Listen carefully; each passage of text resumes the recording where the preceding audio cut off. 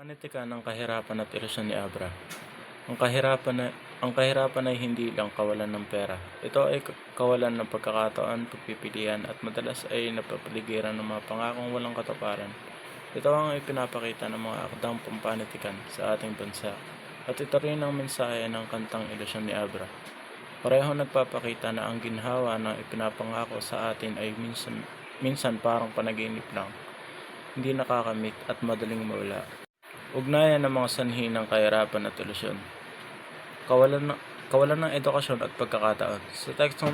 Sa tekstong sinasabi, ang kakulangan sa edukasyon ay nagtutulak sa marami na tumanggap ng mababang pasahod o walang trabaho.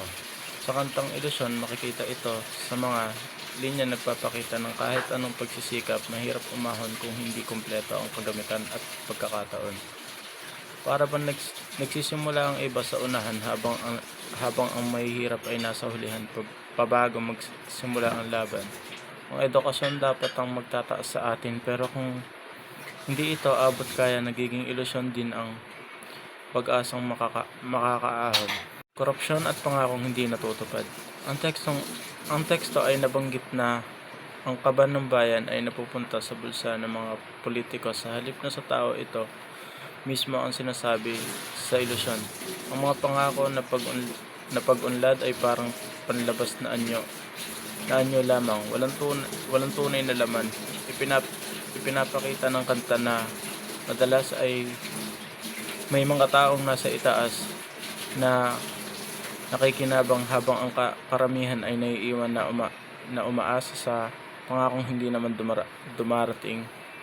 Ang ginhawa, pinakita sa atin at parang ilusyon, nakikita pero hindi nahahawakan. Populasyon at kakulangan sa trabaho. Dahil sa dami ng tao, kulang na trabaho, lalong lumalalim ang kahirapan. Sa kanta, makikita ang damdamin ng pagkukumpara, nakikita ang ginhawa ng iba, pero para sa sarili ay walang pagbabago. Parang paulit-ulit na pareho ang kalagayan. Kahit anong gawin, ang dami na naghahanap ng pagkakataon, pero kakaunti ang inaalok. Kaya ang pag-asang makaahon ay nagiging panaginip na lamang. Kawalan ng disiplina at maling ugali. Binanggit sa teksto ang mga ugaling pumipigil sa pag-unlad, kawalan ng disiplina, paghihintay na lamang sa iba at hindi pagtutulungan sa ilusyon. Makikita rin ang damdamin na minsan ay tayo rin mismo ang humahatak sa isa't isa pababa. Sa halip na magtulungan, nagkukumpara, naiinggit o nagsisisihan. Kaya sa huli ay walang umuusad. Ipinapahiwatig ng kanta na ang pagbabago ay hindi lang sa iba hinihintay, kundi nagsisimula rin sa sarili. Korupsyon at pangakong hindi natutupad. Ang teksto ay nabanggit na ang kaban ng bayan ay napupunta sa bulsa ng mga politiko sa halip na sa tao. Ito mismo ang sinasabi sa ilusyon. Ang mga pangako na pag-unlad ay parang panlabas na anyo lamang, walang tunay na laman. Ipinapakita ng kanta na madalas ay may mga taong nasa itaas na nakikinabang habang ang karamihan ay naiiwan na umaasa sa pangakong hindi naman dumarating. Ang ginhawa, pinakita sa atin at parang ilusyon, nakikita pero hindi nahahawakan. Epekto sa kabataan at kinabukasan. Ayon sa teksto, ang kahirapan ay nagdudulot ng maagang pagbubuntis, kakulangan sa nutrisyon at pagtigil sa pag-aaral. Sa ilusyon, makikita ang damdamin ng kabataan na lumalaki sa ganitong kalagayan.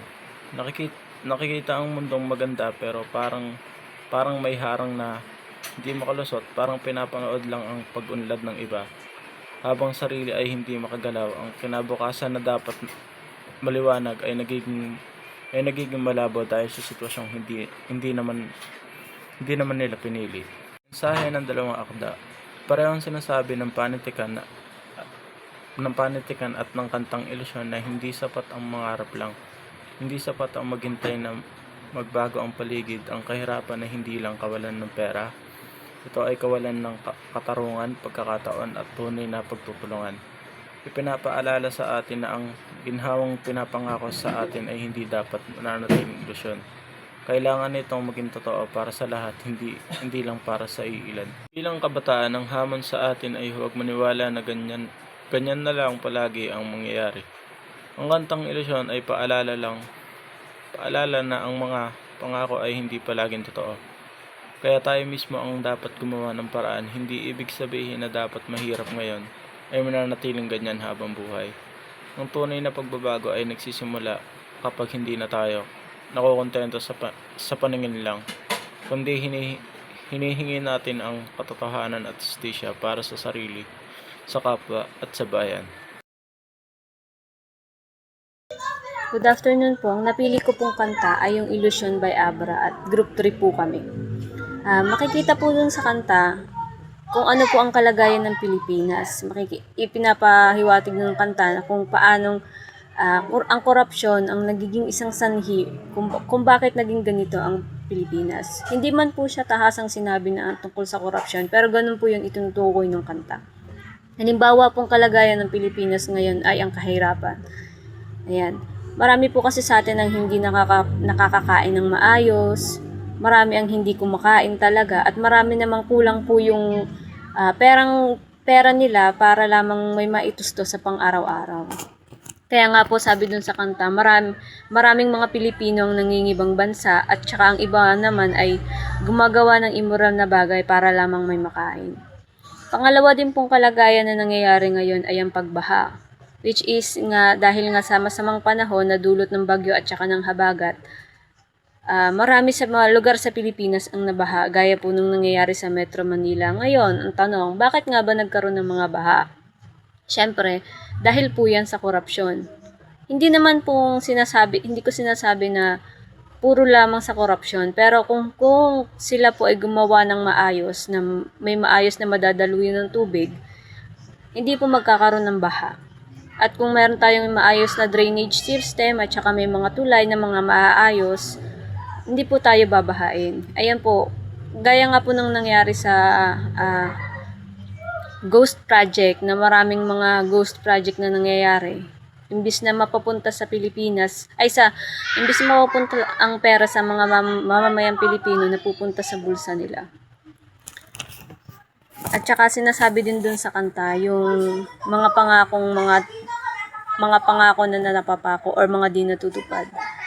Yan, kasi tuwing eleksyon po, yan, marami po silang mga plataforma or kung ano-ano man na pinapakita nila na gagawin ko to pag ako nakaupo, ganyan-ganyan. Pero hindi naman po iyon natutupad. Kaya nga po meron dun sa linya na nasaan ang pagbabago. It means, hinahanap nung kumanta or hinahanap ng mga Pilipino kung nasaan nga ba ang pagbabago, nasaan yung ginawa mong pagbabago. At saka, dun pa lang po sa kanta na Ilusyon, marirealize mo na ilusyon. Ilusyon nga ba ang alin? Ilusyon ang mga pinangako ng gobyerno na hindi naman tinutupad, naging isang ilusyon na lang siya. At saka dahil nga dun sa mga nangyayaring pagkawala ng kaba ng bayan, tayong mga Pilipino ang hihirapan. Nawala na yung dapat sanang perang maaaring pwede nating maging benepisyo para sa atin. Hindi natin siya nakukuha kasi kinukuha na ng gobyerno. Gaya na lang sa mga edukasyon na sinabi dun sa kanta na dapat libre naman ng edukasyon, na dapat ay gumawa sila ng merong mga pondo, pero ang nangyayari, hindi nila binibigay ang pondo kundi napupunta sa bulsa nila. Nagkaroon din sa mga medical insurance or yung mga health insurance na dapat sana ay magiging katuwang ng mga Pilipino, lalong-lalo na yung mga matatanda. Hindi naman sa kanila na ibibigay, at saka meron din dapat mga benepisyo ang mga matatanda ngayon. Hindi rin naman sa kanila na ibibigay, which is napaka-imposible naman po na mangyari yun. Kasi meron pong pondo na inilalagay doon. Ngayon, alam na po natin kung saan napupunta yung mga pondo na yun. Dun sa kanta na yun, sinasabi ng mga kanta, hindi nila makita kung anong klaseng pagbabago o anong klaseng nagbago sa Pilipinas, kasi halos lahat ng mga pinangako nila, lahat hindi rin natutupad. Kaya nga sinasabi nasa na ang pagbabago. kahit ilang henerasyon na ang dumaan, hindi pa rin nagbabago ang Pilipinas, ganun at ganun pa rin, hindi pa rin maayos ang kalagayan, hindi pa rin natutustusan ang mga pangangailangan ng Pilipinas. Kaya nga sabi nasa ng pagbabago. At saka sinasabi nga isang ilusyon na lang 'yon. Ngayon, ano nga ba yung naging ilusyon dun sa kanta na yung sinasabi nila? Naging ilusyon na yung mga pinangakong binitawan ng mga politiko, naging ilusyon na ang mga pera na dapat ay makakatulong sa atin. Naging ilusyon na lang magiging ilusyon na lang or naging ilusyon na lang ang nangyayaring pagbabago sa Pilipinas. At saka parang naging ilusyon na sa atin. Ito yung sinasabi ng kata, naging ilusyon na lang sa atin na magbabago pa sa isip natin ang Pilipinas. Kaya nga pinamagatan siyang isang ilusyon. Yun lamang po at maraming salamat. So, my name is Kate Marie Ish Cantada, and yung napili ko pong kanta is yung Illusion by Abra or Raymond Abracosa. So, yung Illusion po isang kantang rap ni Abra and kasama si R.C. Munoz na inilabas noong 2013. So, sa music po na yun is ipinapakita ni Abra ang mga politiko at opisyal ng gobyerno na nagkukunwaring mabait at tapat, lalo na kapag panahon ng eleksyon. And para makuha ang tiwala at boto ng mga tao. Pero pagkatapos manalo ay wala silang ginagawang tunay at babago. Pareho pa rin ang buhay ng mga mamahihirap. And ang mensahe ng kanta ay simple. Huwag tayong magpaloko sa mga pangakong hindi naman totoo. And sabi mismo sa lyrics is, nasaan na ba ang pagbabago? Wala pa rin pala. At huwag ninyo akong gagawing tanga. And ang ilusyon o guni-guni ay ang peking imahe ng kaunlaran na ipinapakita ng mga nasa poder. Samantala ang totoo, marami pa rin Pilipino ang nagugutom and walang trabaho at nahihirapan sa araw-araw. Ang temang ito ni Abra ay matagal ng laman ng panitikang Pilipino. So like halimbawa po sa Noli Me Tangere at El Filibusterismo ni Jose Rizal. And ipinapakita rin niyang kung paano inaapi ng mga makapangyarihan, praile at opisyal ang mga mahihirap habang nagpapanggap na sila ay mabuti at makadiyos. And katulad sa ilusyon na binubuksan ni Rizal ang mga mata ng mga Pilipino sa katotohanan sa likod ng mga peking ngiti ng mga nasa pwesto. Isa pang halimbawa ay ang katulad sa aking mga kabata at mga sanaysay ni Amado B. Hernandez and tulad ng Luha ng Buhaya, yung kung saan ang mga buhaya ay simbolo ng mga sakim na politikong kumakain o yaman ng bayan habang naghihikahos ang magsasaka. Ganoon din sa maikling kwentong Tataselo ni Rogelio Sicat, and nagpapakita ito kung paano naapi ang mahirap na magsasaka ng mayaman at makapangyarihan. So, kaya masasabing ang ilusyon ay parang makabagong version ng mga akdang ito, pero silang naghahayag ng katotohanan tungkol sa kahirapan at papalidin lang. Pero sa halip na nobela o tula, ginagamit ni Abra ang rap para marinig ng mga kabataan ngayon. Analysis ng kantang Illusion by Abra. At ito ay isinumpubliko noong 2017.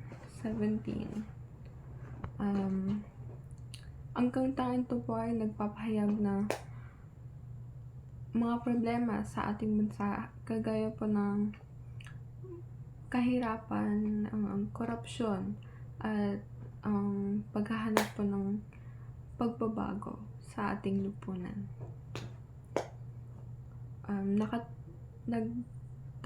Tinatalakay or nagtatalakay po ito ng sitwasyon noon at kahit hanggang ngayon po na hinaharap ng mga mamamayang Pilipino sa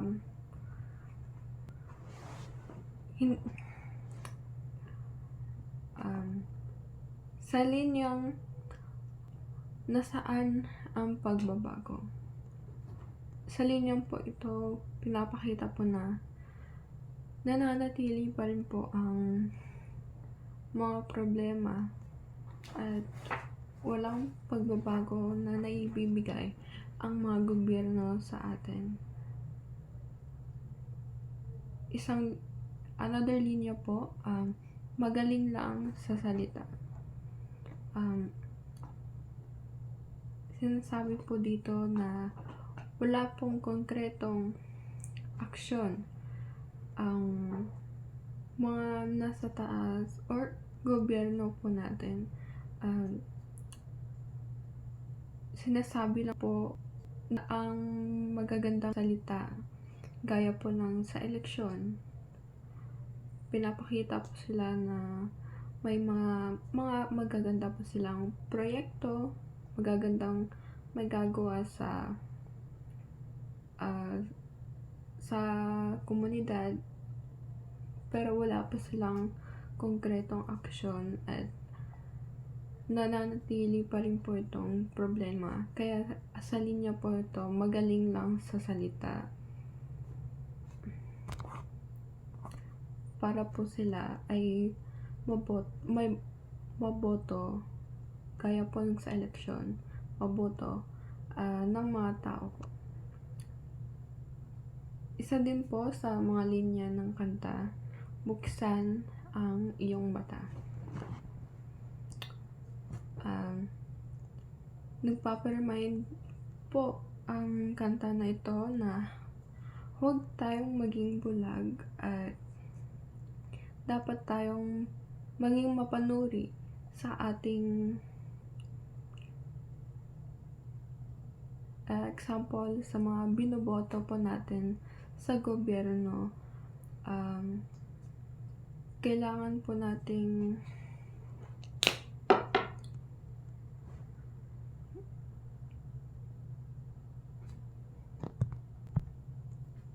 po nating suriin kung sila ba talaga ay karapat-dapat sa kanilang posisyon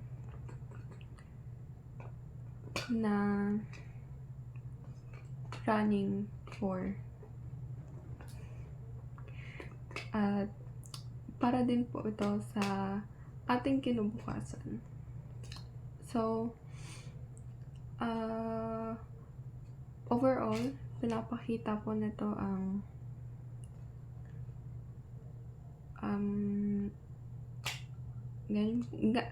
yun nga po, mga pangakong di natutupad at ang mga hinaharap ng mga tao ngayon din. Masasabi ko po na ang kanta po ito ay very timely kasi naibabahagi ng mga lyrics na ito naharap din po natin sa mga panahong ito sa bansa po nating Pilipinas. Kaya po yun lang po. Thank you so much.